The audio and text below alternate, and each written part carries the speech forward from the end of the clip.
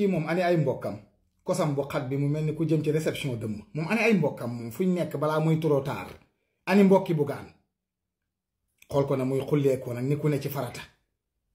mu nga naan nii ni kuy déposer passeport di xulleeku Bougane looy wax Bougane foog nga fi stade bi nga toll jàpp ne Sénégalais yi fa la ñu nekk jàpp ne jox nañ la importance jàpp ne ñu ngi lay déglu billaay yaa ngi perdre tempo yaa ngi ñàkk sa temps bu baax a baax a baax demal fay say impôt wala nga dem ne ci leneen lu defar réew mi ñun instant bi toll nii ci lu doxal réew mi ci la ñu nekk yow koy xulool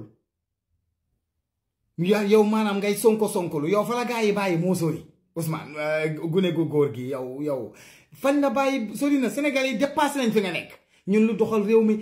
projet yi fu ñu nekk ñi sàccoon àll réew mi delloo ko ñu ngi ci beneen stade yow nga ne ci xuloo defante dàgg sant yow koy waxal koy xulool kan la ku la tooñ. président li mu wax ci fonds politique yi amul. waaw Bougane Gueye Dany sa discours nag déglu naa ko wax nga ci suñu président bu sell bi sa discours bi mënoon nga ñu ko vocal waaye man dinaa la tontu. d'abord Bougane nga ni. 54% yooyu ñuy wax mais ñun dañ ci bokk mais oui. taxawal ma woo la Carlo di mu sànni la ñaari baat Carlo di nga ne la. du dëgg déedéet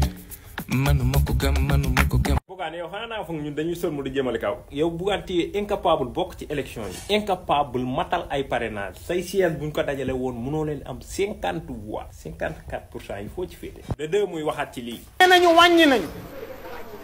dem leen ci boutique yi wala ngeen dem ci commerçant yi ngeen xool fu wàññite effectivé au contraire. ba ci mburu mi dañ ne wàññi nañ ko nga wàññi. non Bougane tu me déçois de jour en jour toujours ngay wan gars yi ne da ngaa ñàkk xam-xam. comment on peut changer un pays en 100 jours. manta ne pourtant coono gi ngay teg nii sa bopp nii yëpp yàlla tegul ko. déjà nguur gu bees en moins de 100 jours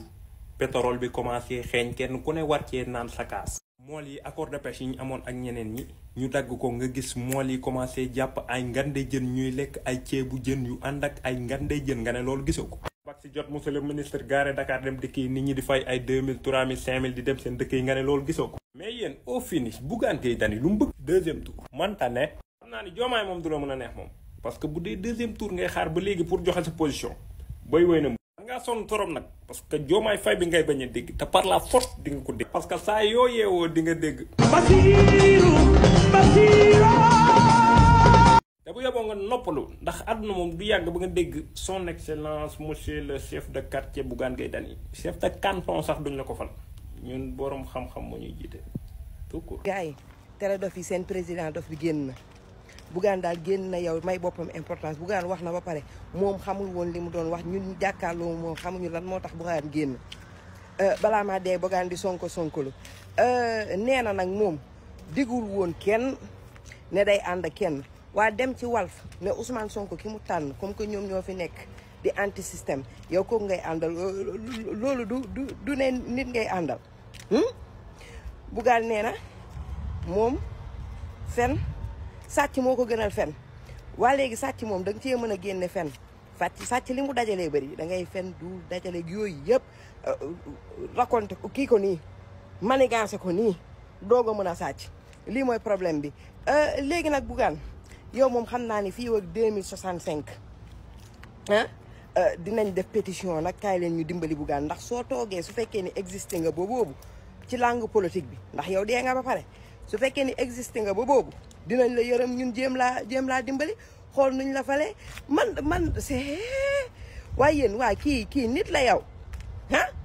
Bougane yow sa génn gi loo doon génne yow yaa ne woon da ngay dem Grand Théâtre di ñaf lan moo tax yeggoo Grand Théâtre ñun de Esplanade ba lañ jël ndax Grand Théâtre sax ñun dañ faa xajul